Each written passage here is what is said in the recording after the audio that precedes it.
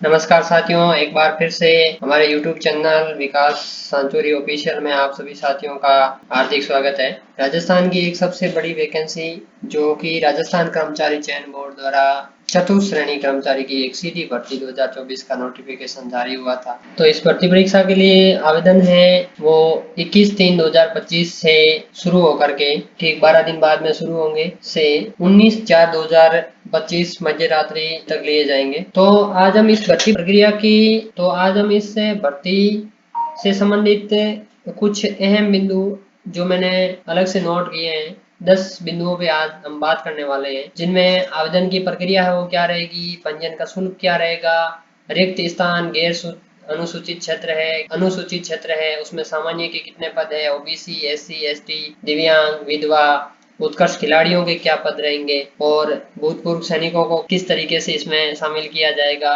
वेतनमान क्या रहेगा, पात्रता क्या रहेगी, आयु की सीमा है वो आपकी एज है वो क्या रहने वाली इस भर्ती परीक्षा में, डॉक्यूमेंट के कौन से आपको अपलोड करने हैं, फोटो, सिग्नेचर वगैरह, फॉर्म संशोधन की प्रक्रिया क्या रहेगी, प्रश्न पत्र कैसा रहेगा, इन सभी 10 बिंदुओं को लेकर के आज हम इस पूरे वीडियो में जानने वाले हैं। तो बने रहिए हमारे साथ लास्ट तक। चतुर्थ श्रेणी सीधी भर्ती 2024 का नोटिफिकेशन के अंदर है टोटल 52,453 पदों पर ये वैकेंसी होनी है, जिसमें गैर अनुसूचित क्षेत्र के 46,931 पद है एवं अनुसूचित क्षेत्र के 5,522 पदों पे ये वैकेंसी अधीनस्थ बोर्ड है वो करवाने वाला है। तो ऑनलाइन एप्लीकेशन फॉर्म है वो आपको ई मित्र के थ्रू या जन सुविधा केंद्र से सीधा एसएसओ के माध्यम से फिलअप करना है। अगर आप 10वीं पास हैं, अभी तक आपने कभी कोई फॉर्म फिल नहीं करवाया है तो आप प्रमुखता अपना जाति और मूल निवास का प्रमाण पत्र है वो बनवा लेवें, ताकि आपको आगे कोई समस्या का सामना नहीं करना पड़े। अभी अपने पास समय बचा है 12 दिन का, तो आप ये प्रक्रिया पूर्ण कर लें, जाति और मूल निवास को आप समय रहते बनवा लें। इसी के साथ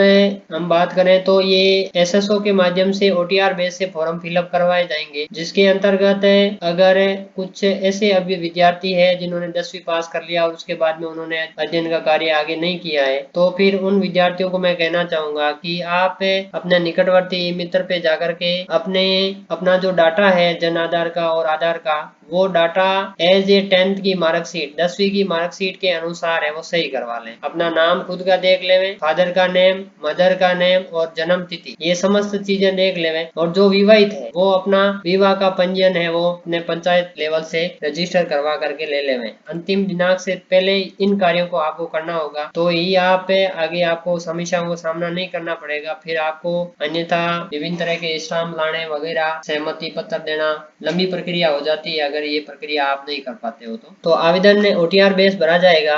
दिव्यांगता की स्थिति और गृह राज्य के अनुरूप ही ऑप्शन भरने हेतु मिलेंगे। सावधानी पूर्वक इस आवेदन को आपको भरना है। नवीनतम फोटो है वो आपका 1 महीने से अधिक का पुराना नहीं होना चाहिए। और उसी के साथ में आपको दृश्य चिन्ह विजिबल जो मारक होता है बॉडी के ऊपर, जैसे अगर कोई तिल का निशान है, अगर कहीं हाथ को कट लगा हुआ है या पैर के कट लगा हुआ है, जो विजिबल होना चाहिए, दिखने योग्य होना चाहिए। इस भर्ती परीक्षा में आपको आधार आधारित है वो सत्यापन करना होगा। ओटीआर जो मैंने बात आपको बता दी है पहले से ही। मूल प्रमाण पत्र है, यदि आधार कार्ड नहीं है तो अभ्यर्थी को आवेदन पत्र इस हेतु निर्धारित सहमति की घोषणा करनी होगी। घोषणा करने के बाद अभ्यर्थी निम्नलिखित 3 में से किसी एक विकल्प का चयन कर सकते हैं, जिसमें आप मूल प्रमाण पत्र से भी आवेदन को भरवा सकते हैं। डिजी लॉकर के माध्यम से आप 10वीं की मार्कशीट को भी जोड़ सकते हैं अगर आपके पास वो मार्कशीट नहीं है तो। और यदि ये भी नहीं है तो आप अपनी प्रोफाइल है वो जो आपकी एसएसओ की प्रोफाइल है, उसी प्रोफाइल के आधार पे आप भर्ती प्रक्रिया के आवेदन है वो फिलअप कर सकते हैं। परंतु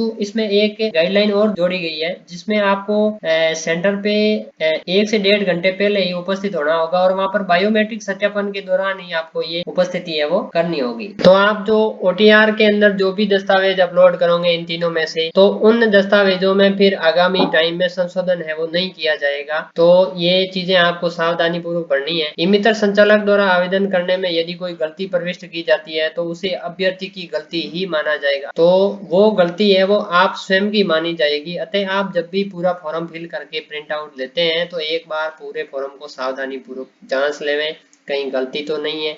अगर होती है तो आपको आगे जो संशोधन की तिथि दी जाएगी उसमें आपको संशोधन करना होगा। पर इसमें प्रमुख बात ये रहेगी, जैसे इसमें 3 से 4 चीजें हैं वो कभी संशोधित नहीं होगी। जैसे अभ्यर्थी का नाम है, पिता का नाम है, माता का नाम है, डेट ऑफ बर्थ है और वो किस श्रेणी से बिलोंग करता है वो श्रेणी अब बदलना नामुमकिन होगा। जैसे कोई ओबीसी डाल दिया है, वो एससी से है, तो फिर वो चेंजेस नहीं होंगे। इसको आपको थोड़ा ध्यान रखना होगा। तो पंजीयन शुल्क है वो ओटीआर बेस है। एक बार आपको पंजीयन करना है, एक बार ये पंजीयन शुल्क जमा करवाना है। अन्य किसी सुविधा का उपयोग नहीं करने की सलाह दी जाती है।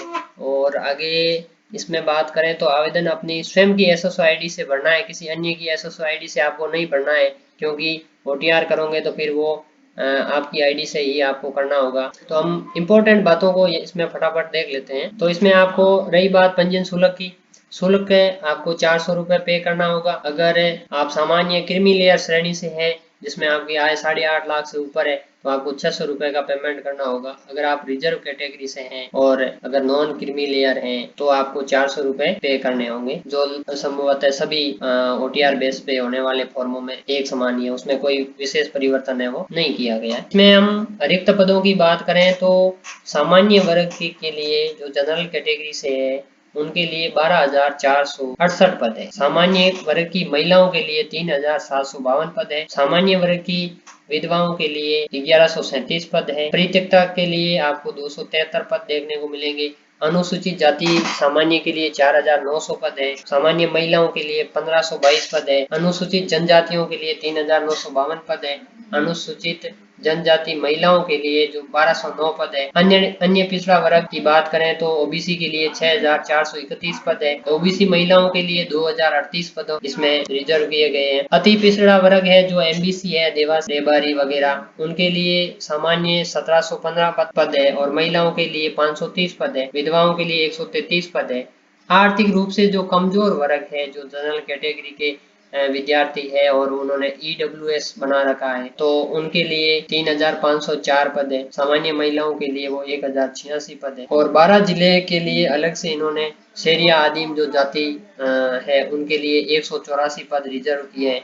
उन महिलाओं के लिए 53 पद है और विधवाओं बहनों के लिए भी 10 पद इसमें रिजर्व किए गए हैं। तो हम दिव्यांगजन की बात करें तो इसमें नियमित रूप से 485 जो दिव्यांग है, नियमित दिव्यांग है, जिनका दिव्यांगता का सर्टिफिकेट है वो नियमित है, यानी कि 40% से ऊपर इनको दिव्यांग बताया गया है, तो उनके लिए 485 पद है। और मुख बधिर के लिए 448 पद है। अस्थि विकृत के लिए वो है 541। आईडी और एमआई और एसएलडी इनके लिए 419 पद है। और भूतपूर्व सैनिकों की बात करें तो इसमें 36% आरक्षण के साथ 2525 पद इसमें रिजर्व किए गए हैं जनरल कैटेगरी के लिए। और एससी कैटेगरी के लिए 16% जो इसके पद है वो 922 पद आरक्षित है। एसटी के लिए 724 पद है। ओबीसी के लिए 1,088 पद है। एमबीसी के लिए भर्ती का टोटल 5% पद है, 489 पद है। ईडब्ल्यूएस कैटेगरी के लिए 10% है जो 641 पद है।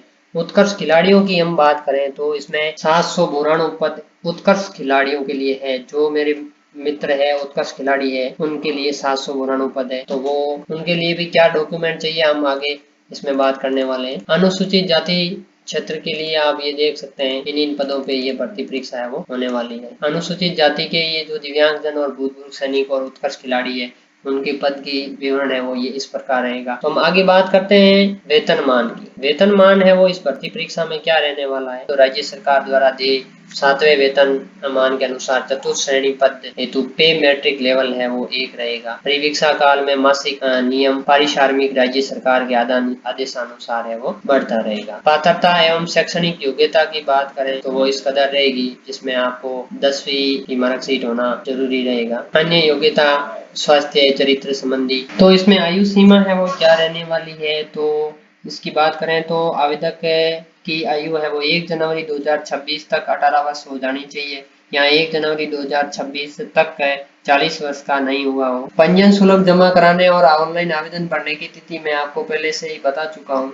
ये तिथि रहेगी जिसमें आप net banking, ATM, debit card, credit card के माध्यम से 21/3/2025 से दिनांक 19/4/2025 रात्रि 11:59 बजे तक है वो आवेदन जमा करवा सकेंगे। परीक्षा का आयोजन है वो किस तरीके से करवाया जाएगा वो अभी तक के विभाग ने तीनों माध्यमों को बताया है, फिर वो अपने सुविधा अनुसार करवाएंगे। कंप्यूटर आधारित भी आपको इसका एग्जाम हो सकता है, टैबलेट जो टीबीटी है उससे भी हो सकता है, या ऑफलाइन OMR आधारित है वो एग्जाम प्रस्तावित हो सकता है। वो समस्त बोर्ड के पास अधिकार सुरक्षित रहेंगे। प्रवेश पत्र आपको विभाग की वेबसाइट पर SSO के माध्यम से डाउनलोड हो जाएगा। फिर रही बात फोटो, सिग्नेचर और डॉक्यूमेंट अपलोड की, तो फोटो और हस्ताक्षर स्पष्ट नहीं होने पर आवेदन है वो अस्वीकार किया जाएगा। एकदम क्लियर फोटो 80% फेस है वो आपका विजिबल होना चाहिए।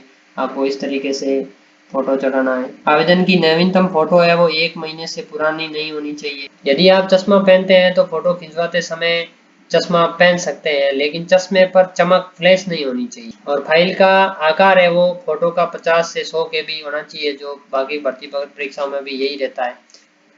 हस्ताक्षर अपलोड करने के लिए भी वही रूल है जो 7 सेंटीमीटर बाई 2 सेंटीमीटर है। अभ्यर्थी के ये प्रमाण पत्र संबंधित जो प्रावधान है वो रहेंगे इसमें। चतुश्रेणी कर्मचारी की परीक्षा स्कीम एवं पाठ्यक्रम ये इस प्रकार से रहेंगे, जिसमें आपको सामान्य हिंदी के अनुमानित प्रश्न संख्या 30 दी जाएगी। 120 प्रश्नों का आपका पेपर होगा। 2 घंटे का आपको समय दिया जाएगा, जिसमें आपको सामान्य हिंदी के 30 प्रश्न दिए जाएंगे, सामान्य अंग्रेजी के 15 प्रश्न दिए जाएंगे और सामान्य ज्ञान के 50 प्रश्न आपको दिए जाएंगे, जिसमें भूगोल है, इतिहास, कला और संस्कृति है, राजस्थान की भारतीय संविधान है, राजस्थान राज्य के विशेष संदर्भ में राजनीतिक और प्रशासनिक व्यवस्था है, सामान्य विज्ञान है, समसामयिक जो घटनाएं हैं, बेसिक कंप्यूटर संबंधित भी आपको 5 सवाल दिए जाएंगे, सामान्य गणित के आपको 25 सवाल इसमें दिए जाएंगे। ऐसे करके आपको 120 सवाल है वो दिए जाएंगे। तो ऑब्जेक्टिव टाइप आपका क्वेश्चन पेपर रहेगा। मैक्सिमम मार्क है वो आपको 200 का रहेगा। 120 आपको नंबर का पेपर रहेगा। 2 घंटे का आपको समय दिया जाएगा। नेगेटिव मार्किंग 1/3 आपको। रॉन्ग प्रश्न अगर आप करके रॉन्ग आंसर देते हो तो 1/3 आपकी नेगेटिव मार्किंग रहेगी।